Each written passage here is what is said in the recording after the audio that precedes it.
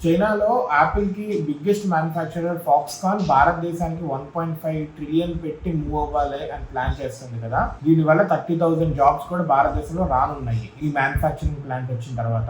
అయితే ప్రస్తుతానికి దీనికి ఇంకొక ప్రాబ్లమ్ వచ్చి పడింది. ఆల్రెడీ ట్రంప్ అనే ప్రాబ్లమ్ ఉంది. ట్రంప్ టిమ్ కుక్‌తో డైరెక్ట్‌గా చెప్పారు భారతదేశంలో బిల్డ్ చేయడం నాకు నచ్చట్లేదని. దాన్ని ఎదిరించి కూడా రెడీ అయ్యారు పెట్టడానికి.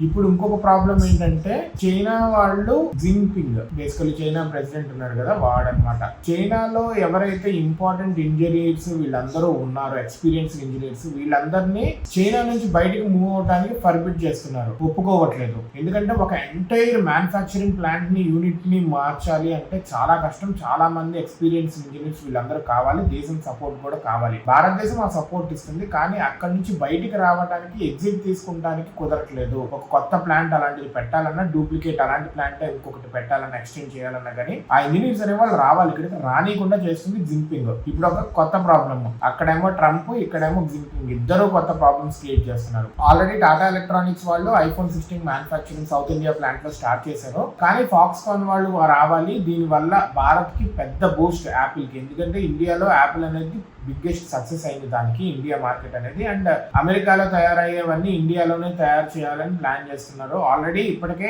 ఇండియాలో తయారైనవి అక్కడ అమ్ముతున్నారు. సో జిన్పింగ్ ఒక కొత్త థ్రెట్ కింద మారారు. లెటస్ సీ యాపిల్ వాళ్ళు ట్రంప్ ని అయితే ఎదుర్కొన్నారు. ఇప్పుడు జిన్పింగ్ ని ఎలా ఎదుర్కోబోతున్నారో, ఆ ఎంప్లాయీస్ ఎక్స్పీరియన్స్ ఇంజనీర్స్ వీళ్ళందరూ ఎలా రాబోతున్నారో, ఒకవేళ రావడం కుదరకపోతే దాని ఆల్టర్నేటివ్స్ ఎలాగో ఏంటో చూడాలి అసలు.